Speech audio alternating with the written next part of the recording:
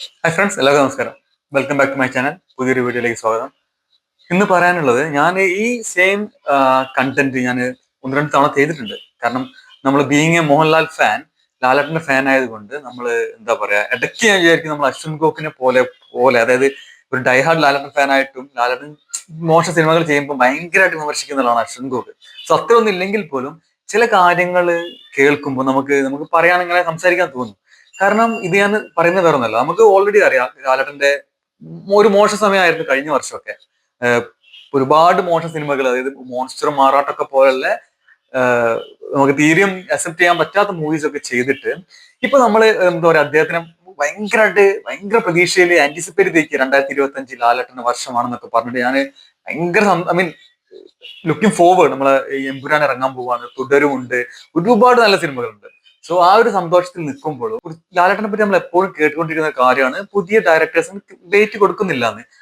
അത് നമുക്ക് സത്യത്തില് നമ്മൾ ഫാൻസ് നമ്മൾ വേണമെങ്കിൽ പറയാം, നമ്മൾ പഴയ ഇന്ന ആള് ലാലേട്ടനെ കൂടെ വന്നതാണ് അങ്ങനെയൊക്കെ പറയെങ്കിൽ പോലും അതിലൊരു സത്യാവസ്ഥ ഉണ്ട്.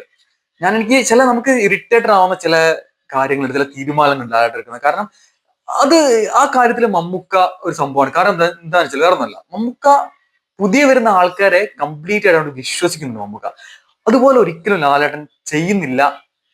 ഇപ്പൊ നമ്മൾ ഓക്കെ, തരുൺമൂർത്തി, ലിജോസ് പല്ലിശ്ശേരി, ഇനിയിപ്പോ ജിത്തു മാധവന്റെ സിനിമ വരുന്നു, അതൊക്കെ നമുക്കറിയാം. എന്നാൽ പോലും ഇനിയും ഇതൊന്നും പോരാ എനിക്ക്. കാരണം ഇതൊന്നും പോരാ, ഇനിയും ഒരുപാട് ഡയറക്ടേഴ്സ്, ഞാൻ ഓരോരുത്തർ ഇന്റർവ്യൂസ് കേൾക്കുമ്പോൾ അവര് പറയുന്നത് കേൾക്കുമ്പോഴാണ് നമ്മൾ അറിയുന്നത്. കാരണം ഇവരൊക്കെ ലാലേട്ടനെ അപ്രോച്ച് ചെയ്തിട്ട് ലാലേട്ടൻ മോക്ക് പറയാൻ നിൽക്കുകയാണ്. നിങ്ങൾ ആലോചിച്ച് നോക്കൂ, ടിനു പാപ്പച്ചൻ, ജൂഡ് ആന്റണി, നമ്മുടെ ഡിജോ ജോസ് ആന്റണി ജനഗണമന ചെയ്ത ബേസിൽ ജോസഫ്. സോ ഈ വീഡിയോയിൽ എനിക്ക് പറയാനുള്ളത് ബേസിൽ ജോസഫിനെ പറ്റിയിട്ടാണ്. കാരണം ബേസിൽ ജോസഫ് ഒരു കടുത്ത മോഹൻലാൽ ആരാധകനാണെന്ന് നിങ്ങൾക്ക് പലർക്കും അറിയാമെന്ന് വിചാരിക്കുന്നു. ഞാൻ ലാലേട്ടൻ ഫാൻ ആയതുകൊണ്ട് ഇങ്ങനെ ചുമ്മാ എല്ലാവരും ലാലേട്ടൻ ഫാനാന്ന് പറയില്ല. ഇന്ത്യയിലുള്ള ഏത് ആക്ടേഴ്സ് നിങ്ങൾ എടുത്തു നോക്കുള്ളൂ, അവരെല്ലാവരും ലാലേട്ടന്റെ ഫാനാണ്. കാരണം ഇത്രേ ഉള്ളൂ. ഞാൻ പറയല്ലേ, നമ്മൾ സില്ലി കമ്പാരിസൺ ആണ് എപ്പോഴും മമ്മൂക്കിയായിട്ട് ലാലേട്ടനെ ചെയ്യുക എല്ലാവരും. കാരണം ഒരിക്കലും മമ്മൂക്കിനെ ലാലേട്ടനായിട്ട് കമ്പയർ ചെയ്യാൻ പറ്റില്ല. അഭിനയത്തിന്റെ കാര്യം വരുമ്പോൾ അങ്ങനെ വേറെ ഏതോ സ്പേസിൽ പോയി നിൽക്കുന്ന ആളാണ്. സോ അപ്പം ഈ ആക്ടേഴ്സ്, ഇന്ത്യയിലുള്ള എല്ലാ ആക്ടേഴ്സും ലാലേട്ടനെ ഇഷ്ടപ്പെടാനുള്ള റീസൺ ഇത്രേ ഉള്ളൂ. എന്താണ് ആക്ടിംഗ് എന്ന് വ്യക്തമായിട്ടുള്ള ധാരണ ഈ ആക്ടേഴ്സിനുള്ളത് കൊണ്ടാണ് ആക്ടേഴ്സിലും ടെക്നീഷ്യന്മാരിലും പലരും മോഹൻലാൽ ഫാൻ ആകുന്നത്. ബേസിൽ ജോസഫ് ഒരുപാട് ഇന്റർവ്യൂസിൽ ലാലേട്ടനോടുള്ള ഈ ഒരു ആരാധനയും സ്നേഹം പറയുന്ന ഒരുപാട് വീഡിയോസ് ഉണ്ട്. ഞാനത് കാണിക്കാം. നമ്മൾ ചെറുപ്പത്തിൽ ഇതുപോലെ ഹാർഡ് കോർ ഫാൻ ആയിരുന്നത് ആരുടെയായിരുന്നു? ക്രിക്കറ്റ് കളിയിലായിരുന്നു, സച്ചിനായിരുന്നു. Oh yes. സിനിമയില് മോഹൻലാൽ ഫാനായിരുന്നു. I would love to work with Mohanlal, with some actor I liked watching when I was a child. I grew up watching his movies along with Priyadarshan, and Satyan Andikar, Srinivasan. So I have influenced quite a lot in my career. ഇത് ഞാൻ കാണിച്ച വേറെ ഒന്നുമല്ല, നമ്മൾ ചുമ്മാ പറയാന്ന് വിചാരിക്കും. ഇടയ്ക്ക് ചില കമന്റുകളൊക്കെ താഴെ വരാറുണ്ട്.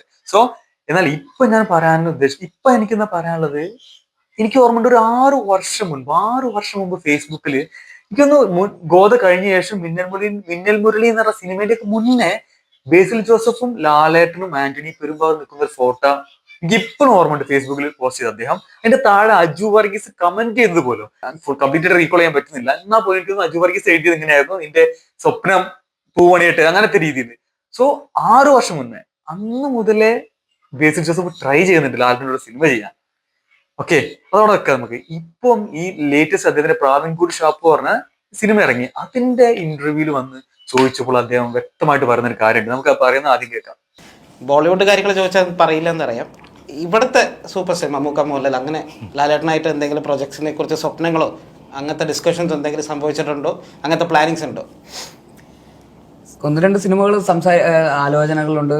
സ്ക്രിപ്റ്റ് റൈറ്റിംഗ് നടക്കുന്നു, ഒരെണ്ണം എഴുത്ത് നമ്മൾ കംപ്ലീറ്റ് ചെയ്തിട്ടുണ്ട്. പിന്നെ പല പല കാര്യങ്ങൾ കൊണ്ട് ഇങ്ങനെ കുറച്ച് ഡിലേ ആവുന്നതാണ്. പക്ഷെ എത്രയും പെട്ടെന്ന് സംഭവിക്കണമെന്ന് ഞാനും ആത്മാർത്ഥമായിട്ട് ആഗ്രഹിക്കുന്നുണ്ട്. അത് എൻ്റെ കൺട്രോളിൽ മാത്രം നിൽക്കുന്ന കാര്യങ്ങളല്ലാത്തതുകൊണ്ട് അതിങ്ങനെ മാറി മാറി കുറച്ച് നീണ്ടു പോകുന്നതുകൊണ്ടാണ്. അതിനു വേണ്ടിയിട്ട് ഒരു 1.5 വർഷമായിട്ട് എഫേർട്ട് എടുക്കുന്നുണ്ട്. പക്ഷെ പാരലായിട്ട് ഇതിൻ്റെ കൂടെ. പക്ഷെ അത് സമയം നടക്കേണ്ട സമയത്ത് നടക്കുമായിരിക്കും. അപ്പോൾ അതുകൊണ്ട് എല്ലാം സംഭവിക്കുന്നത് നല്ലതിന്. നിങ്ങൾ ആലോചിച്ചു, ഇതിലും 1.5 വർഷമായിട്ട് പാരലി അധികം ട്രൈ ചെയ്യുന്നുണ്ട് ഒരു സിനിമ നടക്കാൻ. ഇനി എനിക്ക് പറയാനുള്ളത് എന്താ വെച്ചാൽ ലാലേട്ടനോട് ഇപ്പോഴും പല ഇന്റർവ്യൂസിനോടും ചോദിക്കുമ്പോൾ ലാലേട്ടൻ പറയുന്ന ഒരു കാര്യം ഇതാക്കി അത് ഭയങ്കരമായിട്ട് ഇറിറ്റേറ്റഡ് ആവും കേൾക്കും. കാരണം ലാലേട്ടനോട് വലിയ ഇന്റർവ്യൂസ് വരെ പുതിയ ഡയറക്ടേഴ്സ് ഒന്നും നിങ്ങൾ അപ്രോച്ച് ചെയ്യാറില്ലേ ചോദിക്കും. അതേ പറഞ്ഞാൽ എല്ലാവരും തന്നെ അപ്രോച്ച് ചെയ്യാറുണ്ട്. പക്ഷെ അപ്പൊ ലാലേട്ടൻ യൂസ് ചെയ്യുന്ന ടേം ഉണ്ട്. പക്ഷെ അവര് ട്രൈ ചെയ്യുന്നത് പഴയ മോഹൻലാലിനെ കാണിക്കാനാണ്. ഈ റീസെന്റ് ഇന്റർവ്യൂവിൽ പോലും ലാലേട്ടൻ പറയുന്നുണ്ട് സുഹാസിനിയായിട്ട് നടന്ന, അതായത് പുതിയതായിട്ട് ആരും ഒന്നും ചെയ്യുന്നില്ല എന്ന്. എനിക്കത് ഭയങ്കര being a die hard Mohanlal എനിക്ക് ഭയങ്കര ഇറിറ്റേറ്റഡ് ആവും ലാലേട്ടനെ പറയുമ്പോൾ. കാരണം നിങ്ങൾ ആലോചിക്കും, ബേസിലിനെ പോലത്തെ ഒരു ഡയറക്ടർ, ജൂഡ് ആന്റണി, ഡിജോ ജോസ് ആന്റണി, ടിനു പാപ്പച്ചൻ, ഇവരൊക്കെ സ്ക്രിപ്റ്റിൽ ലാലേട്ടൻ കണ്ണുമടച്ചിട്ട് ബി ഉണ്ണികൃഷ്ണനും മോൺസ്റ്ററും ആറാട്ടും ഒക്കെ ചെയ്യാൻ നിന്നു കൊടുക്കുന്ന എലോണൊക്കെ ചെയ്യാൻ ലാലേട്ടൻ നിന്നു കൊടുക്കാമെങ്കിൽ ഒന്ന് ചിന്തിച്ചു നോക്കൂ. ഇവരൊക്കെ കണ്ണുമടച്ച് എന്തു ആയിക്കോട്ടെ യെസ് എന്ന് പറഞ്ഞൂടെ. ഞാനതാണ് എനിക്കൊരു ഭയങ്കരമായിട്ട് നമുക്ക് ഇറിറ്റേറ്റഡ് ആവുക കേൾക്കുമ്പോൾ. കാരണം ഇപ്പോഴും ലാലേട്ടന് മുഴുവനായിട്ട് കുറ്റം പറയുന്നില്ല. കാരണം ബി ഉണ്ണികൃഷ്ണനെ പോലത്തെ ആളും അവരൊന്നും വന്ന് ഇന്ത്യ പറഞ്ഞ ലാലേട്ടൻ നോ എന്ന് പറയാൻ അറിയില്ല, പറയലുണ്ടാവില്ല, അതായിരിക്കും റീസൺ. എന്നാൽ പോലും ഈ ബേസിലിനെ പോലല്ലേ, ബേസിലിനൊക്കെ പറ്റി എന്ത് പറയാനാ, എന്ത് നല്ല മേക്കറാണ് ബേസില്. അദ്ദേഹത്തിന്റെ സിനിമ ഇപ്പോഴും ഒരു ഓക്കെ എന്ന് പറയാനുള്ള ബുദ്ധിമുട്ട് ലാലേട്ടൻ എന്താന്ന് സത്യം പറയാൻ ഞാൻ ആലോചിക്കുമ്പോൾ എനിക്ക് ഭയങ്കരമായിട്ട് ഒരു സങ്കടവും വിഷമവും ഒരു ചെറിയ ദേഷ്യമൊക്കെ വരുന്നുണ്ട്. ഇപ്പൊ ഞാൻ നേരത്തെ പറഞ്ഞ ലിസ്റ്റ് നോക്കും നിങ്ങൾ, ഈ എല്ലാ ഡയറക്ടേഴ്സും ഇന്റർവ്യൂസിൽ വന്ന് പറഞ്ഞതാണ് ഞങ്ങൾ ട്രൈ ചെയ്യുന്നുണ്ട്, ഞങ്ങൾ എല്ലാവരും ട്രൈ ചെയ്യുന്നുണ്ട്. ജൂഡാന്റണി പറഞ്ഞത് ഞാൻ 3 തവണ പോയിട്ടുണ്ട് സ്ക്രിപ്റ്റ് ആയിട്ട്, ഇനിയും പോകുന്ന. ഇത് എനിക്ക് പറയൂ, ഞാനിപ്പോ നമ്മള് ഓക്കെ ലാലേട്ടന്റെ റീസൺ ഉണ്ടാവും, പക്ഷെ നമ്മളൊരു ആസ് എ ഫാൻ അല്ലെങ്കിൽ നമ്മൾ ഓഡിയൻസ് ഇവരൊക്കെ മൂവിയിൽ ജസ്റ്റ് നമുക്കൊരു അനൗൺസ്മെന്റ് കേട്ടാൽ തന്നെ അവിടെ നമ്മൾ ഹൈപ്പ് തുടങ്ങുക. കാരണം ഇപ്പൊ ജൂഡാന്റെ ലാലേട്ടൻ മൂവി അപ്പൊ നമുക്ക് ഓക്കെ വാവ്, ഇപ്പൊ ജിത്തു മാധവൻ ലാലേട്ടൻ മൂവി ആയിരുന്നു, ഡിജോ ജോസ് ആന്റണി ലാലേട്ടൻ മൂവി, ബേസിൽ ജോസഫ് ലാലേട്ടൻ മൂവി അനൗൺസ് ചെയ്താൽ പോലും ആ മൂവിക്ക് ഒരു ഹൈപ്പ് എന്തായിരിക്കും. സോ നമ്മളെ ഓഡിയൻസിന് ഇത്ര അതിന് അത് ആകാംക്ഷയോടെ വെയിറ്റ് ചെയ്യുമ്പോൾ ലാലേട്ടൻ എന്താണ് അത് സ്റ്റോപ്പ് ചെയ്യുന്നത് എനിക്ക് എത്ര ആലോചിച്ചിട്ട് റൈഡിങ് കിട്ടുന്നില്ല. ഓക്കെ അദ്ദേഹം മാറുന്നുണ്ട്, ലാലേട്ടൻ ഒരുപാട് പുതിയ ഡയറക്ടേഴ്സിന് ഡേറ്റ് കൊടുത്തുകൊണ്ടിരിക്കുകയാണ്, ഇനിയും കൊടുക്കുമായിരിക്കും. 2025 അദ്ദേഹത്തിന്റെ ഒരു വർഷമാകട്ടെ, നമ്മൾ അത്രത്തോളം വലിയ സിനിമകൾ പലതും വരാനിരിക്കുകയാണ്. പക്ഷെ ഇതിൽ ഞാൻ എന്റെ ഒരു അഭിപ്രായം ഇനിയും കുറച്ചുകൂടി ലാലേട്ടൻ ലിബറൽ ആവണം എന്നാണ് എന്റെ ഒരു അഭിപ്രായം. നിങ്ങൾക്ക് എന്താ തോന്നുന്നത്? കാരണം ഈ അടുത്ത് കൂടി ഇത്രത്തോളം ഫ്ലോപ്പ് സിനിമകൾ ലാലേട്ടൻ ചെയ്തിട്ടുണ്ടെങ്കിൽ ഈ വരുന്ന ന്യൂ കമേഴ്സിന് ഒന്ന് ലാലേട്ടൻ ഒരു ചാൻസ് കൊടുത്തൂടെ? അവരെന്താണ് അദ്ദേഹത്തിനെ വെച്ച് ചെയ്യാൻ പോകുന്നത് നിങ്ങൾ ചിന്തിച്ചു നോക്കൂ. അവരുടെ പെർസ്പെക്റ്റീവ് വേറെയാണ്. ടിനു പാപ്പച്ചന്റെ ഒക്കെ സിനിമയിൽ ലാലേട്ടനെ കാണാൻ ഭയങ്കര ആഗ്രഹം.